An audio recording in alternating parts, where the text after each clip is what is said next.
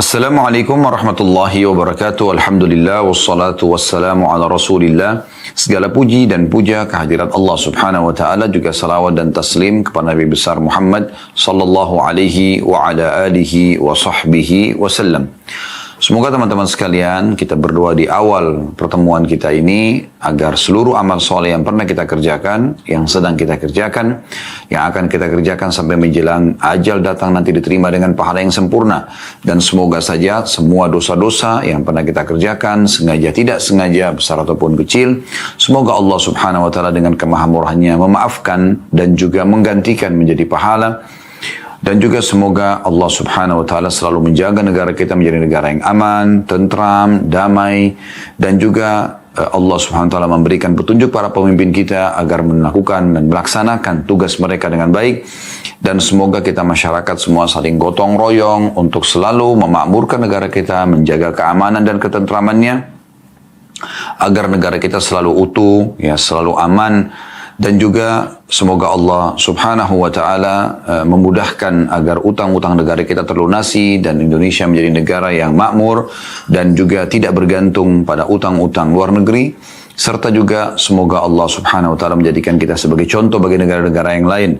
Dan semoga teman-teman sekalian semua mengikuti acara kita ini live ataupun siaran ulang. Semoga apapun yang sedang Anda hadapi dari masalah dunia dan masalah akhirat diselesaikan oleh Allah Subhanahu wa taala.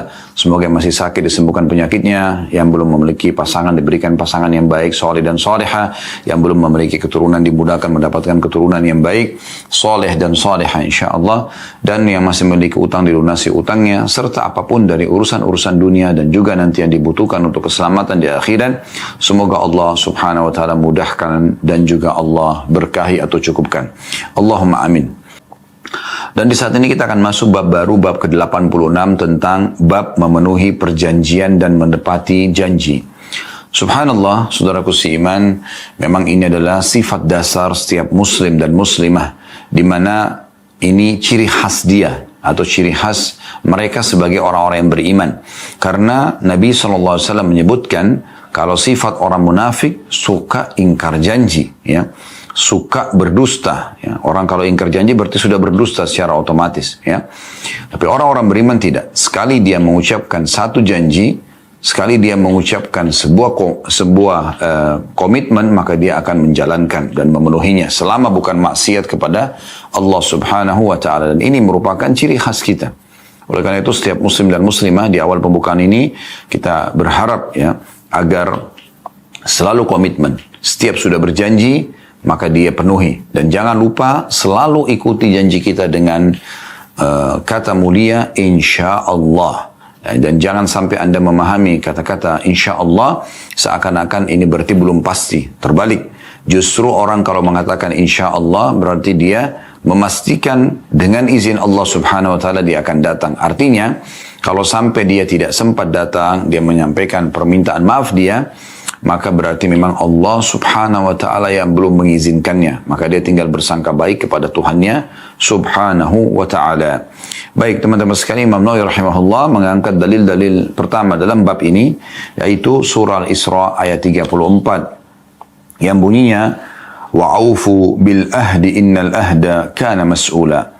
Dan penuhilah janji, karena sungguhnya janji itu pasti akan diminta pertanggungjawabannya. Ini firman Allah Subhanahu wa taala, kekal dan akan dibacakan oleh setiap orang beriman dan pasti benar. Tidak ada keraguan sedikit pun dalam kebenaran firman Allah Subhanahu wa taala ini, dan berisikan perintah agar setiap muslim dan muslimah, mukmin dan mukminah selalu menepati janjinya, karena janji akan diminta pertanggungjawaban pada hari kiamat. Walaupun hal itu sederhana. Janji Anda pada pasangan Anda, suami pada istri, istri pada suami, janji Anda pada anak Anda, janji Anda pada orang tua Anda, janji Anda pada saudara Anda, tante Anda, ponakan Anda, siapapun kerabat Anda, janji Anda kepada partner bisnis Anda, kepada staf Anda, kepada atasan Anda, janji Anda, ya, selaku masyarakat untuk pemerintah Anda, janji pemerintah kepada masyarakatnya, semua ini akan diminta pertanggungjawaban pada hari kiamat nanti. Jadi setiap orang harus hati-hati sekali dalam melontarkan janji-janji yang kalau dia pungkiri pasti akan ada permintaan pertanggungjawabannya. Tentu kecuali bila pemilik hak memaafkan dan ridho. Ya, misalnya Anda berjanji akan mendatangi rumah seseorang dan ternyata Anda punya udzur syar'i dan Anda minta keridhoannya, tolong maafin saya karena memang saya belum bisa datang. Mungkin seorang suami pernah menjanjikan istrinya sesuatu, namun dia belum mampu untuk memenuhi, maka dia mengatakan maafin saya belum bisa penuhi. Ya, baik dengan dia minta waktu untuk memenuhi atau memang dia batalkan saja janji tersebut supaya tidak ada beban hukum ya di hari kiamat nanti. Begitu juga dengan seorang istri mungkin menjanjikan pada suaminya banyak hal. Kalau dia belum bisa menjalankan, dia minta maaf dan dia berusaha. Atau memang dia membatalkan ya untuk dia tidak bisa memenuhi misalnya. Supaya tidak menjadi beban tentunya sebagaimana sudah kita bahasakan tadi. Begitu juga orang tua pada anak, anak pada orang tua, teman pada teman, ya, pemerintah pada masyarakat, masyarakat pada pemerintah. Ini hal yang paling mendasar yang harus kita jaga. Ini dalil pertama yang diangkat oleh Imam Nawawi rahimahullah. Dalil yang kedua yang diangkat adalah surah An-Nahl ayat 91, di mana Allah Subhanahu wa taala berfirman, "Wa'aufu bi ahdillahi idza ahadtum." Dan tepatilah perjanjian dengan Allah apabila kalian berjanji. Apalagi kalau sudah membawa nama-nama Allah, ya. Demi Allah saya akan datang, demi Allah saya akan penuhi. Maka ini luar biasa ini ya. Itu juga perjanjian kita dengan Allah Subhanahu wa taala untuk menyembahnya, tidak berbuat syirik kepadanya.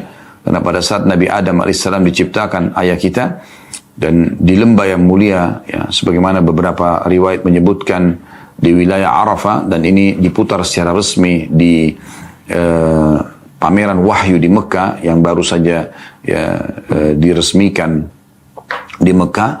Kita bisa melihat di situ disebutkan ya, bagaimana Nabi Adam alaihissalam dikeluarkan dari tulang belakang beliau, semuanya anak cucunya, dan diminta persaksian oleh Allah Subhanahu wa taala di saat itu. Jadi kita semua, ruh kita ini sudah semua diminta persaksian oleh Allah Subhanahu wa taala, alastu bi rabbikum, bukankah aku Tuhan kalian?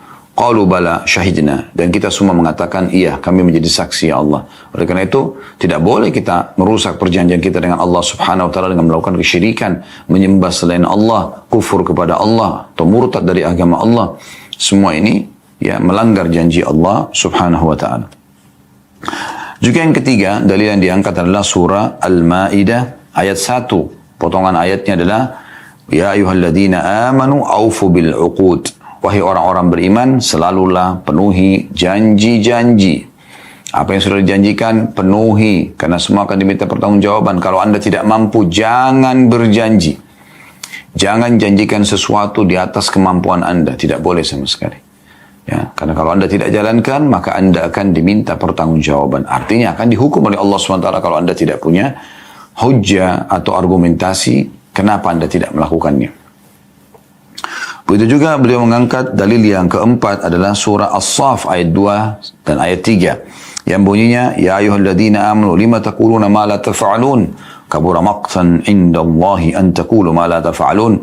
Wahai orang-orang beriman, mengapa kalian mengatakan apa yang tidak kalian kerjakan, apa yang kalian tidak penuhi? Amat besar kebencian di sisi Allah bahwasanya kalian mengatakan apa yang kalian tidak kerjakan. Walaupun secara umum lafaz ayat ini berbicara tentang orang yang mengajarkan kebaikan pada orang lain tapi dia sendiri tidak mengerjakan. Gitu. Tapi maksud dalamnya juga adalah orang-orang yang sudah berjanji lalu dia tidak memenuhi janji tersebut. Nah, ini harus hati-hati ya. Semoga Allah Subhanahu wa taala menjaga kita agar semua janji-janji kita bisa penuhi tentunya ya. Dan kita berharap Allah Subhanahu wa taala selalu ya menyelamatkan kita dari apapun yang bisa membuat kita dihisab nanti pada hari kiamat, dan Allah memenuhi sisa umur kita ini semua dengan ketaatan, kepatuhan kepadanya. Allahumma amin. Kita akan masuk ke hadis pertama di bab ini, hadis nomor 694.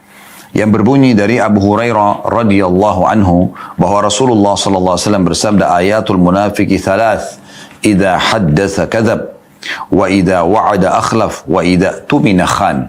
Hadis ini riwayat Bukhari Muslim. Tanda-tanda orang munafik itu ada 3. Apabila berbicara, dia berdusta. Apabila berjanji dia mengingkarinya, dan apabila dipercaya dia berkhianat. Subhanallah, subhanallah ya. 3 hal ini semuanya berhubungan satu sama yang lain ya. Ini seperti saudara kembar semuanya ya. Nabi SAW mengatakan tanda-tanda orang munafik 3. Kalau dia berbicara dia berdusta. Kalau Anda sudah buka pintu ini, maka otomatis masuk yang kedua. Kalau dia berjanji dia mengingkari. Pendusta suka mengingkari janji Ya, sudah otomatis. Dan juga sama, yang kembar ketiganya adalah kalau diberikan amanah dia berkhianat. Karena dasarnya pendusta. Ini hukumnya. Ya. Jadi sudah berurutan satu sama yang lain. Oleh karena itu teman-teman sekalian, 3 hal ini langsung digabungkan dan Nabi SAW menyebutkan inilah ciri orang munafik, artinya orang mukmin harus jauh semua. Maknanya adalah, berarti orang mukmin selalu kalau berkata, walaupun pahit, tapi jujur. Kemudian yang kedua, kalau dia berjanji, kalau orang jujur, pasti kalau berjanji dia tepati. Seperti lawannya orang kalau berdusta. Dan yang ketiga adalah, orang yang jujur pasti kalau diberikan amanah, dia akan jujur, dia akan amanah. Dia tidak akan berkhianat atau mengkhianatinya.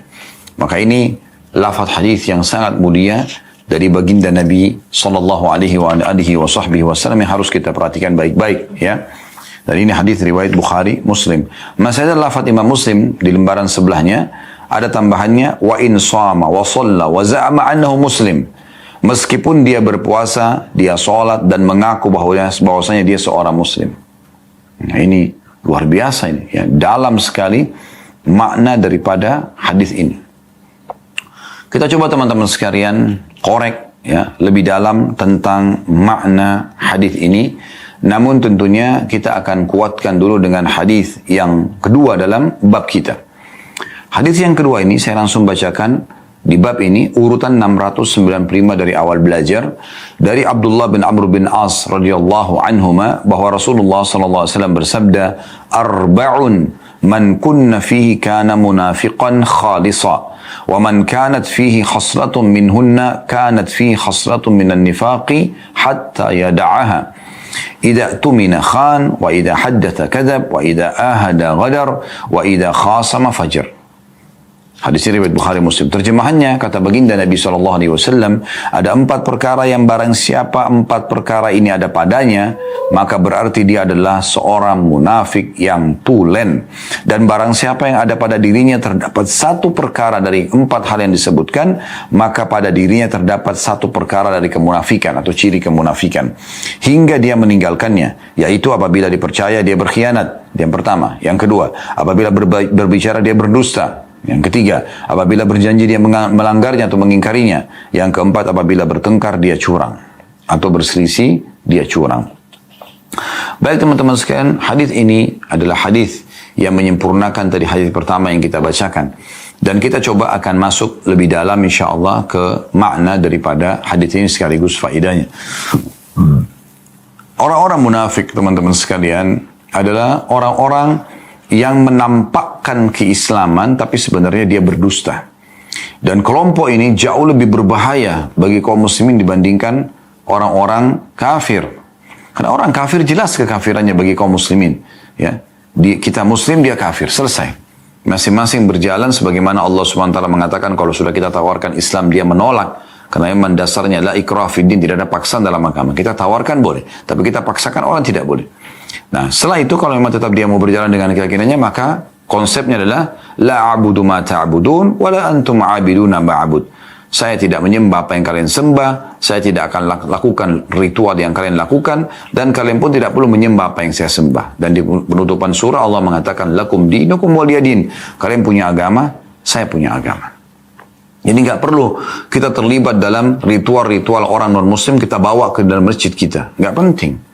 Dalam kehidupan sehari-hari. Nggak perlu. Jadi kan? Karena sudah jelas konsepnya. Allah Subhanahu Wa Taala melarang itu. Ya. Tidak perlu juga mereka melakukan ritual kita di tempat-tempat ibadah mereka. Tidak perlu. Jadi kan? Sudah masing-masing berjalan. Tidak ada masalah. Ini kalau orang kafir. Tapi permasalahannya adalah orang munafik.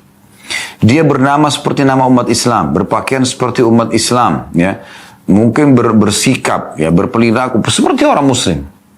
Dan Allah Subhanahu Wa Taala sudah menggambarkan kalau mereka ini ada dan akan terus ada sampai menjelang hari kiamat nanti. Dimulai dari kehidupan Nabi Sallallahu Alaihi Wasallam, bagaimana di masa Nabi SAW pemimpin mereka bernama Abdullah, ya, bin Ubay bin Salul. Ini orang bernama Abdullah, hamba Allah, tapi kepala orang-orang munafik.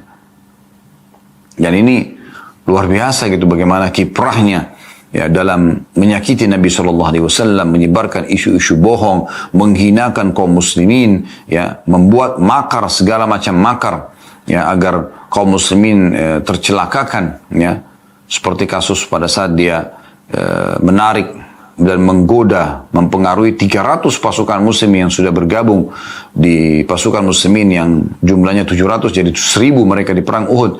Lalu dia pengaruhi supaya bisa kembali dan tidak mau ikut di sana untuk menjatuhkan semangat kaum muslimin.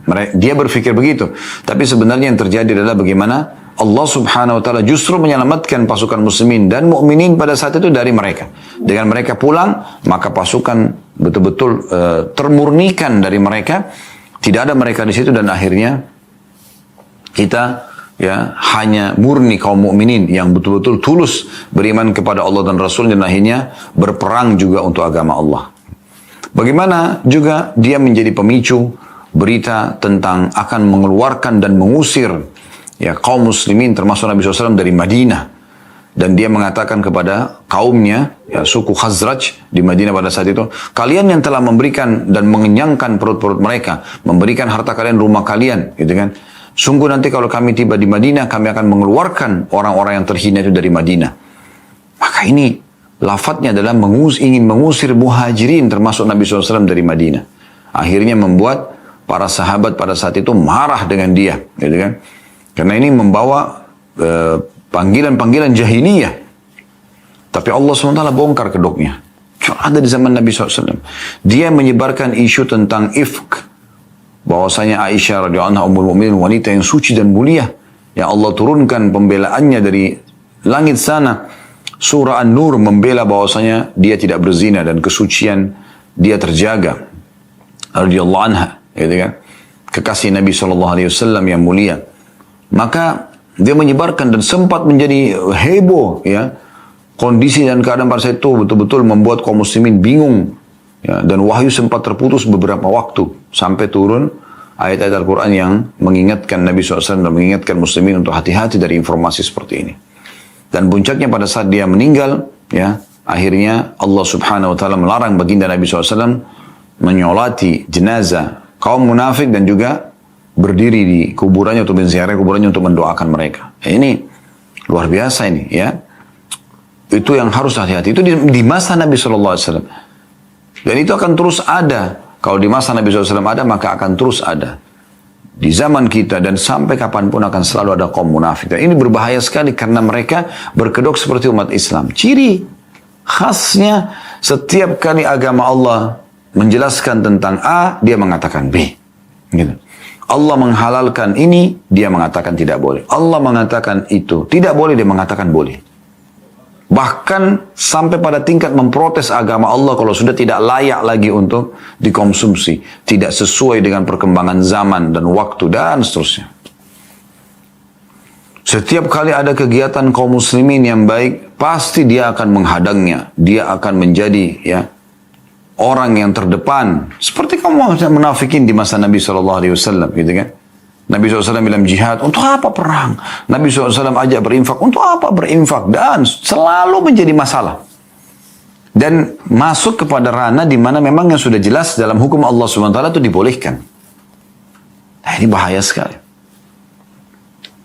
Begitu juga hal-hal yang dilarang dalam agama. Enggak, boleh, enggak apa-apa, enggak ada masalah. Enggak boleh loh. Nah, Allah SWT melarang wanita menikah dengan laki-laki non-muslim. Oh, enggak apa-apa nikah lintas agama itu. Enggak boleh homoseksual, lesbian. Oh, enggak apa-apa. Legalkan saja. Subhanallah. Yang dibantah bukan kaum muslimin, dibantah langsung hukum Allah Subhanahu wa taala. Nah, ini sangat ajaib ini, Ya, itu banyak di masa-masa kita sekarang berjalan seperti itu. Semoga Allah berikan hidayah gitu kan.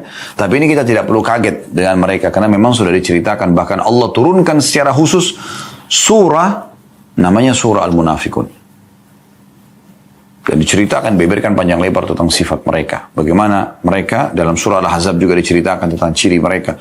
Bahkan peperangan terakhir Nabi SAW perang Tabuk yang tadinya pasukan muslimin akan berhadapan dengan pasukan Romawi. Di wilayah Tabuk, itu kata ulama pada saat menafsirkan isi-isi ayat-ayat surah Al-Ahzab, bahwasanya peperangan ini sebenarnya adalah terjadi antara kaum mukminin dengan orang-orang munafik. Karena tidak terjadi peperangan dengan orang-orang Romawi, tapi justru terjadi peperangan secara kejiwaan, secara keyakinan dengan orang-orang munafik. Bahkan mereka berusaha untuk mencelakakan Nabi Sallallahu Alaihi Wasallam pada saat pulang dari Tabuk menuju ke Madinah. Apa yang Nabi SAW sebutkan, mereka sengaja langgar. Nabi SAW mengatakan nanti akan ada sumber mata air. Jangan ada yang meminumnya sampai saya datang. Sengaja datang untuk meminumnya, mengganggu air tersebut. Subhanallah. Gitu. Jadi selalu saja membuat masalah. Nah itulah orang-orang munafik. Dan Allah Subhanahu Wa Ta'ala mengancam mereka. Ya, kalau orang-orang kafir umumnya dikatakan diancam dengan api neraka jahanam. Tapi orang-orang munafik dikatakan innal munafiqina fid darkil asfali minan nar. Orang-orang munafik itu akan berada di dasarnya api neraka. Tempat yang paling berat siksaannya. Ya. Mereka berkedok sama orang kafir, jilat sama orang beriman juga menjilat itu. Yang penting urusan mereka bisa berjalan dengan lancar. Ya, ini orang-orang seperti ini tidak akan pernah tenang dalam hidupnya. Makanya Allah Subhanahu Wa Ta'ala mengatakan, yahsabuna kulla sayhatin alihim. Bahkan setiap ada teriakan-teriakan, maka mereka selalu merasa diri mereka lah yang sedang disinggung dari mereka, tidak tenang dalam hidup. Subhanallah. Baik teman-teman sekalian, ini adalah faedah pertama dari hadis tentang kaum munafikin. Ya, kaum munafikin, dan mereka memang hidup di masa Nabi SAW dan akan terus ada di tengah-tengah muslimin, dan kita harus berhati-hati dari mereka. Dan sudah kita sebutkan ciri dasarnya adalah bagaimana mereka setiap kali ada hukum Allah Subhanahu Wa Ta'ala ditetapkan atau diterapkan atau diaplikasikan dalam kehidupan, maka mereka jadi penentang. Ya, mereka yang selalu menentang apa yang sudah jelas baku dalam syariat Allah Subhanahu Wa Ta'ala. Dan tentu kaum mukminin tidak akan tinggal diam untuk meluruskan dan selalu membendung kaum muslimin dari syubhat-syubhat mereka ataupun apa yang mereka ingin rusak dan tanamkan di tengah kaum muslimin. Baik, itu pelajaran pertama teman-teman sekalian tentang kaum munafikin. Kita masuk pelajaran yang kedua, adalah disebutkan ciri orang munafik dalam hadis ini. Ciri orang munafik yang pertama dalam hadis yang pertama tadi 694, idza haddatsa kadzab. Di lafaz hadis yang kedua 695 ini disebutkan di bagian kedua. Idza haddatsa kadzab. Kalau dia berbicara dia berdusta. Dan ini subhanallah perbuatan ya dan sikap karakter yang akan membawa ke api neraka. Berdusta. Perhatikan lafaz Nabi SAW dalam hadis sahih. Ya. Iyakum was-sidq. Fa inna sidqa yahdi ilal bir. Wa nabina yahdi ilal jannah. Selalu kalian harus jujur. Jujur saja. Karena jujur itu akan membawa pada kebaikan. Dan kebaikan akan membawa ke dalam surga. وَلَا يَزَالُ رَجُلٌ يَتَحَرَّ بِالصِّدْقِ حَتَّى يُكْتَبَ إِنَّ اللَّهِ صِدِّيقًا. Dan seseorang terus berusaha jujur semasa hidupnya. Selalu hidupnya jujur saja. Sampai Allah catat dia sebagai orang yang jujur. Artinya semasa hidupnya dia akan selalu jujur. Dan tentu ini bahasa Arabnya siddiq ya. Dan kita sudah tahu surga tertinggi dihuni oleh para nabi-nabi, para siddiq ya, para syuhada, orang yang dan juga orang-orang saleh. Jadi memang ya orang-orang beriman itu justru jujur. Dan sebaliknya kata Nabi SAW masih lanjutan lafaz hadis tadi, wa iyyakum wal kadhib, dan tinggalkan dan jauhi sejauh-jauhnya dusta itu. Fa innal kadhiba yahdi ilal fujur, karena dusta akan membawa kepada kefajiran, kemaksiatan, pembangkangan. Wa innal fujura yahdi ilan nar, dan kefajiran itu akan membawa ke dalam api neraka. Wa la yazalu rajulun yataharra bil kadhiba hatta yuktaba innallahi kadzdzaba. Dan seseorang terus saja berdusta, tidak pernah mau berhenti, menjadikan sebagai pola hidup dia sampai Allah catat dia sebagai pendusta. Artinya dia tidak akan berubah nantinya. Itu akan mendapatkan dosa. Subhanallah, orang yang jujur disukai oleh Allah, mendapatkan pahala karena itu adalah perintah dalam agama, dan juga akan dicintai oleh manusia. Sebaliknya orang pendusta akan dibenci oleh Allah, mendapatkan dosa dan akan dibenci oleh makhluk. Tidak ada kenyamanan berteman dengan orang yang suka dusta. Kita nggak pernah tahu yang mana benarnya, kapan dia benar. Ucapkan yang benar walaupun pahit, kata Nabi SAW. Ya, qulil haq walau kana mur. Ucapkan kebenaran walaupun itu pahit. Maka ini adalah ciri khas kaum muslimin, gitu kan? Dan Allah Subhanahu wa taala menyebutkan dalam banyak ayat Al-Qur'an tentang Allah melaknat orang-orang pendusta ya. Allah membenci mereka, Allah menghukum mereka, ancaman mereka api neraka. Jadi terlalu banyak gitu. Oleh karena itu kita harus belajar sebagai seorang muslim agar selalu jujur ya.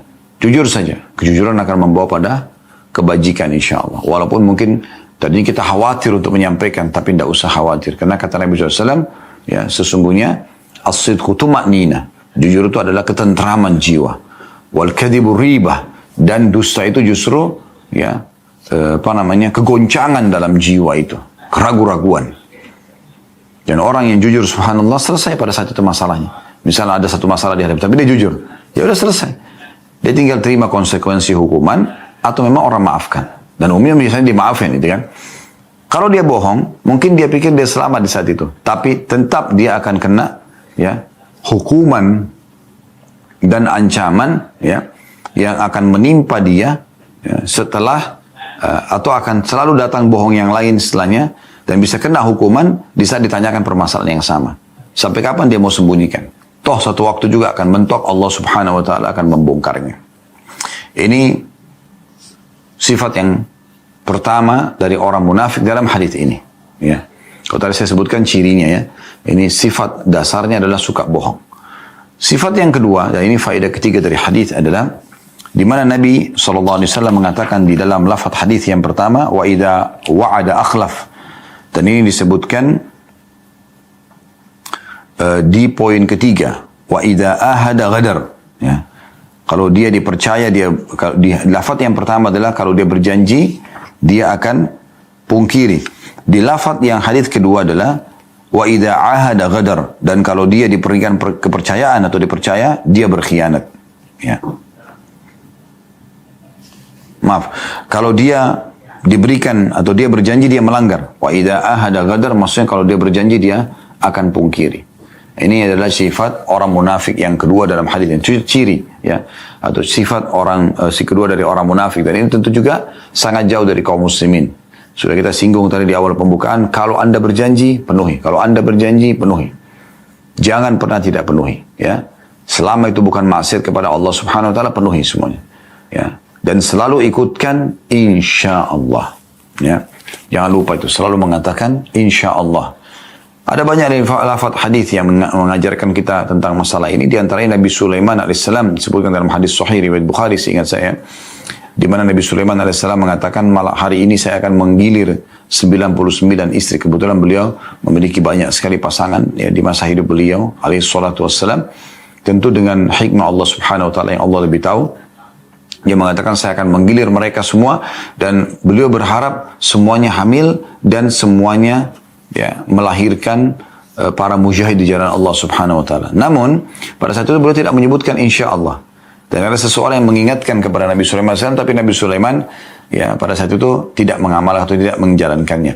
Subhanallah, dari kejadian tersebut tidak ada yang melahirkan kalau tidak salah, kecuali seorang wanita saja. Akhirnya, ya, Nabi SAW mengatakan, andai saja Nabi Allah Sulaiman mengucapkan insya Allah, maka pasti akan terpenuhi semua itu. Jadi jangan sampai memahami kalimat insya Allah adalah kalimat yang belum pasti. Enggak, sebaliknya orang kalau bilang insya Allah berarti kita harus muliakan orang tersebut. Karena dia melibatkan Allah SWT dalam janjinya. Dan apa susahnya menepati janji? Kalau tidak mampu, jangan janjikan. Ya, ini berbahaya sekali. Kalau tidak salah ada sebuah lafaz hadis di mana Nabi SAW mengatakan, kalau ada seseorang laki-laki yang menikahi seorang wanita dengan janji-janjinya, gitu kan, dia akan begini dan begitu, ternyata dia tidak penuhi, ya, maka pastikan orang itu akan bertemu dengan Allah Subhanahu wa Ta'ala sebagai seorang pezina, ya, walaupun dia status suami resmi. Jadi nggak boleh sembarangan kita berjanji. Kalau kita nggak mampu, jangan janjikan, ya. Ini sifat yang kedua, ya, dan ini faedah yang ketiga. Sifat yang ketiga disebutkan dalam hadis, ya, dan juga ini adalah faedah yang keempat yang kita dapatkan dari hadis-hadis yang kita pelajari, yaitu di lafaz pertama hadis wa idza tumina khan, kalau dia diberikan amanah maka dia berkhianat. Dalam lafaz hadis, ya, yang kedua ini adalah potongan yang pertamanya, idza tumina khan, kalau diberikan amanah maka dia berkhianat, ya. Maka di sini teman-teman juga berarti ciri khas seorang mukmin, diberikan amanah apapun, baik itu titipan perkataan, titipan harta, titipan jabatan, semuanya status, ya, berarti dia harus menjaganya sebagai amanah. Misalnya ada temannya mengatakan, saya akan ceritakan kepada kamu tentang permasalahan saya, tapi tolong jangan diceritakan ke orang lain. Berarti amanah nih, amanah perkataan. Jangan bilang iya kemudian kita ceritain ke orang lain. Orang itu suruh sama saya, tapi katanya janji tahun, tapi cuma share sama kamu karena kamu saya percaya misalnya. Nah ini tidak bisa, Anda sudah janji. Ya, dan tidak boleh sama sekali kita kalau sudah berjanji untuk mengucapkan. Ya, para sahabat, ya, Ridwanullah alaihim, itu kalau ada orang yang berbisik aja sama mereka, mereka sudah paham ini adalah rahasia. Walaupun mereka tidak katakan ini rahasia ya, tapi kalau sudah berbisik, berarti rahasia. Tidak akan dibuka. Pernah Anas bin Malik radhiyallahu anhu dalam sebuah hadis yang sahih, lagi bermain di halaman masjid, kemudian waktu itu beliau memang menjadi pembantu Nabi SAW selama 9 tahun dari umur 9 tahun, selama 10 tahun dari umur 9 tahun sampai 19 tahun. Ya, sampai Nabi SAW meninggal. Dan yang membawa dia adalah ibunya sendiri Ummu Sulaim radhiyallahu anha. Dia mengatakan, ya Rasulullah, ya anak saya jadikan pembantu. Ringkas cerita, dia lagi bermain di halaman masjid, lalu Nabi SAW datang dan memerintahkan dia untuk memenuhi hajat, sebuah hajat Nabi SAW. Dan Nabi berbicara dengan Anas saja berdua. Selesai hajat Nabi SAW, Anas pulang dan telat pulang ke rumahnya. Ibunya tanya, kemana saja kamu nak? Kenapa telat? Dia bilang, tadi saya disuruh oleh Nabi SAW. Lalu ibunya tanya, apa memang hajat Nabi? Kata Anas bin Malik kepada ibunya, padahal waktu itu masih sangat kecil dia. Dia mengatakan rahasia ibu. Kenapa? Karena Nabi SAW ya, menyampaikan kepada dia saja. Tidak menyampaikan secara umum. Maka ibunya mengatakan, kalau begitu jangan pernah kau buka rahasia Nabi SAW. Ini luar biasa gitu. Mereka sudah bisa tangkap ini sebuah amanah. Ya. Bagaimana Fatimah radhiyallahu anha pada saat satu hari datang ke rumah Nabi SAW dan di sebelah Nabi banyak istri, semua istri Nabi lagi berkumpul. Maka Fatimah pun disambut meriah oleh Nabi SAW, lalu didudukan di sebelah beliau. Lalu Nabi SAW bisikkan di kupingnya Fatimah. Ada istrinya, tapi ada istri-istri Nabi. Tapi ini anak Nabi SAW. Nabi bisikin. Setelah bisikin, Fatimah nangis. Kata Fatimah, setelah Nabi SAW melihat kesedihanku, maka aku dibisikin lagi yang kedua, membuatku tersenyum. Setelah Nabi SAW pergi, kata Aisyah, wahai Fatimah, sesungguhnya Allah telah memuliakan, Rasulullah SAW telah memuliakanmu dibandingkan istri-istrinya, sampai membisikkan sesuatu yang kami tidak tahu apa itu. Tolong beritahukan kepada saya apa yang telah Nabi SAW sampaikan. Apa kata Fatimah? Aku tidak akan mungkin membuka rahasia Nabi SAW. Padahal istrinya Nabi ini. Fatimah pun adalah terhitung sebagai anaknya Aisyah, walaupun bukan dari kandungannya. Karena Aisyah menikah dengan ayahnya. Radhiyallahu anhu ajma'in. Jadi ini luar biasa gitu. Bagaimana para sahabat memahami bisikan itu sebuah rahasia. Berarti sudah amanah. Mereka tidak akan menyampaikan itu. Padahal mungkin isinya kebaikan. Nah, gitu. Ini ciri orang beriman. Nah, orang munafik tidak seperti itu. Pasti dia akan selalu berkhianat. Diberikan titipan tutur kata, dia akan khianat. Titipkan jabatan, dia akan salah gunakan. Dititipkan harta, dia akan salah gunakan. Dia akan gunakan, bahkan dia akan khianati. Berutang sama orang, khianat dengan janjinya. Pungkiri janjinya. Ini semua ya sifat orang munafik. Yang terakhir teman-teman sekalian, yang merupakan ciri orang munafik ya, yang disebutkan dalam hadis, tapi ini hanya disebutkan di hadis yang kedua tadi, atau urutan 695 ya. Dan ini berarti faedah yang kelima. Jadi tadi yang pertama adalah ciri orang munafik. Kemudian faedah yang kedua adalah tentang sifat pertama mereka berbicara bohong. Faedah yang ketiga adalah ciri kedua, yaitu kalau mereka berjanji mereka pungkiri. Kemudian faedah yang keempat, ini ciri yang ketiga, yaitu kalau mereka berikan amanah berkhianat. Sekarang kita masuk faedah kelima. Ini merupakan ciri keempat dari orang munafik. Yaitu, kata Nabi SAW, wa idha khasama fajar. Kalau dia berselisih, dia bertengkar, maka dia curang. Ya. Berselisih tentang tanah, berselisih tentang apa saja, maka dia curang di situ. Walaupun dia salah, tetap aja dia ngotot kalau dia benar. Nah, itu ciri orang munafik. Orang beriman tidak seperti itu. Salah ya sudah, saya salah, maafin saya. Dia dengan besar hati ya, dengan melapangkan dada bisa menerima, mengatakan saya salah, maafin saya. Itu orang beriman. Kalau orang munafik enggak, akan ngotot terus walaupun salah, tidak mau tahu. Enggak, saudara. Orang beriman tidak seperti itu. Orang beriman, oh ya saya salah nih. Langsung dia jadikan bahan introspeksi diri, minta maaf supaya tidak ada lagi ya musuh dia pada hari kiamat, tanda kutip di sini, yang akan mengambil pahalanya. Dan juga dia jadikan bahan untuk evaluasi, dia jadikan introspeksi, dia perbaikin sekarang. Itu orang beriman. Kalau orang munafik tidak akan. Walaupun itu salah, ditelan walaupun pahit. Yang penting jangan dia malu depan manusia. Subhanallah. Perbedaan antara langit dan bumi, antara orang munafik sama kaum mukminin. Orang mukminin tidak seperti itu. Ya. Makanya disebutkan ini.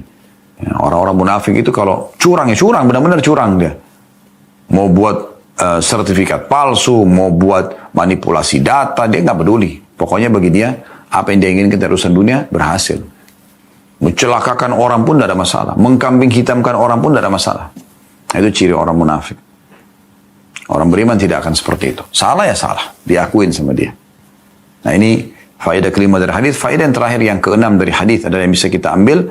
Kalau ada pada diri seseorang 4 sifat ini secara bersamaan.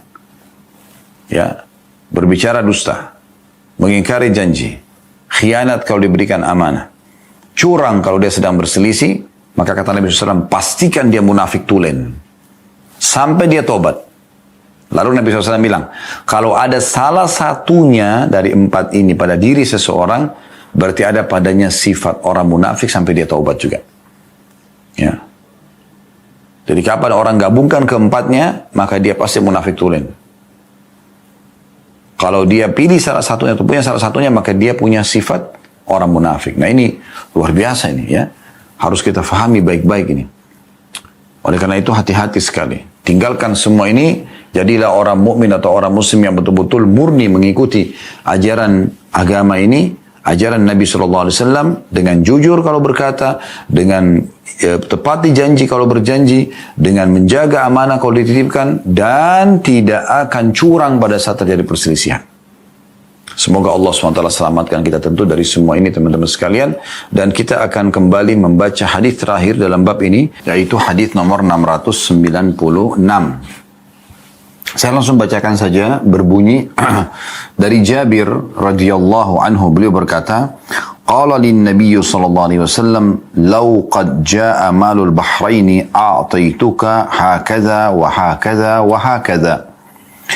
فلم يجئ مال البحرين حتى قبض النبي صلى الله عليه وسلم فلما جاء مال البحرين أمر أبو بكر رضي الله عنه فنادى من كان له عند رسول الله صلى الله عليه وسلم عدة أو دين فليأتنا فأتيته وقلت له إن النبي صلى الله عليه وسلم قال لي كذا وكذا فحثى لي حثية فعددتها فإذا هي 500 فقال لي خذ مثليها. Nabi SAW bersabda kepadaku, ini kata Jabir radhiyallahu anhum, seandainya harta dari Bahrain telah datang, maka aku akan memberimu sekian dan sekian dan sekian. Bagi teman-teman yang pegang bukunya, di situ ada footnote nomor 529. Ini adalah kiasan tentang cara mengambil 3 kali. Dan satu lafaz Bukhari, fabasata yadaihi 3 marrat. Dan Nabi SAW membuka kedua tangan beliau 3 kali. Membuka tangan beliau 3 kali. Maksudnya aku akan berikan kamu segini, segini, dan segini. Lalu kata Jabir, ternyata harta dari Bahrain tidak kunjung tiba hingga Nabi SAW wafat. Maka tak kala harta Bahrain telah tiba di zaman Abu Bakar radhiyallahu anhu, beliau mengumumkan, barang siapa yang mendapatkan janji atau piutang di sisi Rasulullah SAW, maka hendaklah mendatangi kami. Maka saya, kata Jabir radhiyallahu anhu majma'in, mendatangi Abu Bakar dan berkata kepada beliau, sesungguhnya Nabi SAW pernah bersabda kepadaku begini dan begini. Maka Abu Bakar pun langsung mengambilkan untukku dengan 1 cidukan. Dan aku segera menghitungnya, ternyata berjumlah 500. Kemudian Abu Bakar berkata, ambil lagi 2 kali lipatnya. Ya. Karena memang Nabi SAW janjikan 3 cidukan. Lafaz hadis ini luar biasa, atau lafaz riwayat ini luar biasa ya. Bagaimana ya kita melihat Nabi SAW berjanji Dan ini memang belum dipenuhi Nabi SAW di masa hidup beliau karena memang apa yang dijanjikan belum datang. Namun sosok Abu Bakar radhiyallahu anhu yang menjadi pengganti Nabi SAW atau diistilahkan dengan Khalifatun Nabi SAW ya, orang pertama dari Khulafaur Rashidin yang masyhur, beliau memenuhi janji Nabi SAW karena harta itu sudah datang dan akhirnya memberikan kepada Jabir apa yang telah dijanjikan oleh Nabi SAW kepadanya. Jadi ini gambaran umumnya dulu dari hadis ini. Kita ambil pelajaran teman-teman dari hadis ini.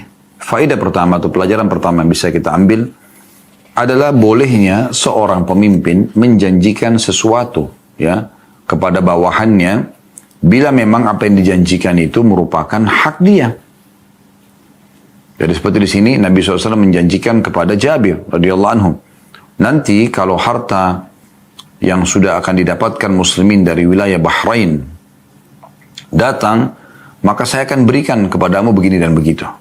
Lalu Nabi SAW berikan gambaran dengan 3 kali ya cakupan tangan atau cidukan gitu. Ya. Makanya tadi dikatakan membuka telapak tangan ya, seperti tadi dikatakan di sini ya. Kiasan tentang cara mengambil 3 kali dalam satu riwayat. Bisa dengan 2 telapak tangan atau mungkin 1 ya. Intinya 3 kali pengambilan diberikan kepada Jabir. Jadi ini pelajaran bolehnya seorang pemimpin menjanjikan itu.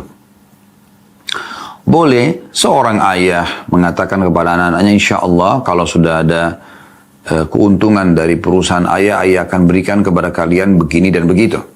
Boleh juga seorang suami mengatakan pada istrinya, kalau seandainya saya mendapatkan bonus di akhir bulan, saya akan memberikan kamu begini dan begitu. Nah itu semua adalah hal mendasar yang bisa kita ambil pelajaran dari sikap Nabi SAW. Pelajaran kedua dari hadis yang bisa kita ambil adalah bagaimana sifat ya, penepatan janji dari Abu Bakar radhiyallahu anhu. Mempraktikkan ini dalam kehidupan beliau ya, di mana beliau sebagai pengganti Nabi SAW, pemimpin dan pemimpin yang sebelumnya sudah menjanjikan ya, dan datang ternyata apa yang dijanjikan itu, walaupun pemimpin yang awal sudah meninggal, dia tidak katakan itu kan tanggung jawabnya pemimpin yang pertama. Enggak, sebagai seorang mukmin maka dia menjalankan amanah tersebut ya, karena memang dijanjikan oleh pemimpin pertama dan memang dasarnya ini adalah hasil upaya dan jeripaya pemimpin pertama. Maka beliau tidak ragu lagi, langsung mengiklankan di kota Madinah dan mengatakan siapa yang telah pernah dijanjikan oleh Nabi SAW atau memiliki piutang harus dibayarkan sebenarnya kepada dia oleh Nabi SAW, maka silakan datang kepada kami. Jadi Abu Bakar menjalankan itu, radhiyallahu anhu. Ya, ini sebagai amanah di pundak beliau, karena memang dasarnya kalau Nabi SAW hidup pasti akan dijalankan. Maka dia pun selain sebagai seorang sahabat, selain sebagai seorang murid, ya selain sebagai seorang pengganti Nabi SAW atau khalifatun Nabi SAW setelah Nabi SAW meninggal, maka beliau menjalankan amanah tersebut. Dan ini pelajaran yang luar biasa gitu. Berapa banyak orang yang tidak, seorang pemimpin perusahaan, seorang pemimpin negara, tidak mau memenuhi janji, ya, ataupun menjalankan sebenarnya mungkin prestasi didatangkan oleh pemimpin sebelumnya dan memang dijanjikan kepada stafnya akan diberikan begini dan begitu, kepada masyarakat dijanjikan begini dan begitu, tapi karena dia rasa itu kan janjinya orang dulu bukan saya, nggak peduli, malah sekarang ini adalah hak saya dong karena saya jadi pemimpin. Ini keliru ya. Ini Abu Bakar memberikan pelajaran luar biasa karena itu bukan hasil Anda dan ini adalah hasil pemimpin sebelumnya, dan pemimpin itu memang menjanjikan maka dia memberi, bahkan diiklanin resmi ya. Ini kebaikan yang luar biasa. Jadi Abu Bakar ikut serta manen pahala dari pembagian harta Bahrain itu. Pelajaran ketiga dari hadis adalah kejujuran ya, yang juga diterapkan oleh Jabir radhiyallahu anhu. Ya, di saat itu sebenarnya kalau dia mau bohong kan bisa saja. Ya, misalnya dia mengatakan Rasulullah SAW telah menjanjikan kepada saya 5 cidukan, 10 cidukan. Abu Bakar mungkin percaya saja, gitu kan? Karena Abu Bakar tidak hadir di saat Nabi SAW menjanjikan. Tapi bagaimana Jabir sini jujur. Ini ciri orang mukmin, ya, jujur. Dia mengatakan Nabi SAW menjanjikan saya begini dan begitu. Apa adanya. Dan orang mukmin subhanallah tidak akan pernah mau memakan dan mengambil yang bukan haknya. Mustahil. Dia akan mengatakan oh, itu bukan hak saya. diberikan lebih, dia tidak akan menerima. Kecuali memang itu pemberian murni. Tapi kalau bukan hak dia, tidak akan menerima. Berapa kali ada ikhwah kita yang datang mengeluhkan bagaimana dia harus bertahan di perusahaannya, sementara perusahaan suka sekali membagi-bagi hal-hal yang tidak jelas dari mana. Bagaimana dia harus bermuamalah. Kalau dia terima, ini bisa jadi syubhat. Mungkin adalah uang kecurangan dan segala macam. Akan ada yang jelas-jelas mengatakan kecurangan. Tapi mereka bagi-bagi gitu. Yang lain semua bungkam mulut karena memang dianggap itu adalah, oh ini menguntungkan, dapat duit sekian juta, sekian puluh juta, sekian ratus juta. Orang mukmin tidak akan tergoda. Dia tahu akan ada pertanggungjawabannya. Itu akan bisa jadi penyakit yang menular buat dia. Yang penyakit kronis, itu bisa merusak rumah tangganya. Itu bisa membuat anaknya nakal dan durhaka. Itu harta haram, efeknya luar biasa. Jadi dia tidak mau melakukan itu semua. Nah ini poin yang penting sekali. Pelajaran yang luar biasa yang bisa kita ambil. Bagaimana kejujuran Jabir. Ini juga masuk dalam bab kita. Karena dia tidak mau sama sekali memakan yang bukan haknya. Ya. Dan dia menyampaikan apa adanya. Dan Abu Bakar akhirnya memberikan dia. Dan akhirnya menjadi rezeki halal buat dia. Karena dia ambil sesuai dengan haknya saja. Ya, jangan pura-pura nggak tahu gitu. Pernah ada juga kejadian orang menerima transferan tidak jelas dari mana. Lalu dia mengatakan, Ustaz saya langsung pakai saja, saya pikir terus rezeki nomplok. Oh subhanallah. Saya bilang nggak boleh. Orang mungkin salah transfer. Kecuali memang antum meyakin, antum punya hak. Mungkin ada bagi hasil antum, orang transfer. Mungkin memang ada hak antum lah orang transfer. Gaji, bonus, apalah segala macam. Tapi kalau orang salah transfer, antum tidak tahu, jangan dipakai. Ini menjadi uang syubhat. Cari tahu siapa yang transfer, koordinasi sama pihak perbankannya, agar dihubungi orang tersebut. Mungkin ini salah. Ya. Allahu alam. Nah itu jangan dimakan. Jangan sampai diambil. Harus hati-hati.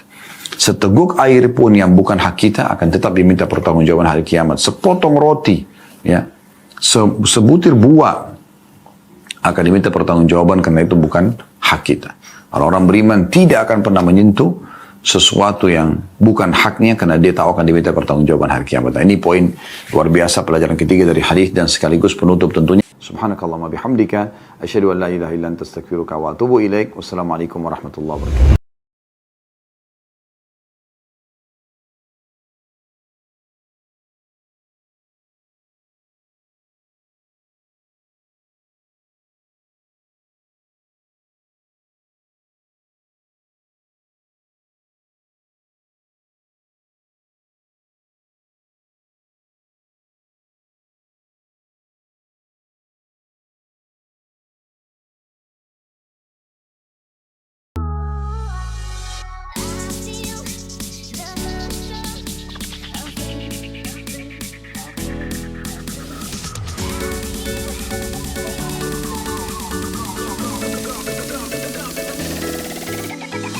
Ebong musik nih bos. Ebong musik.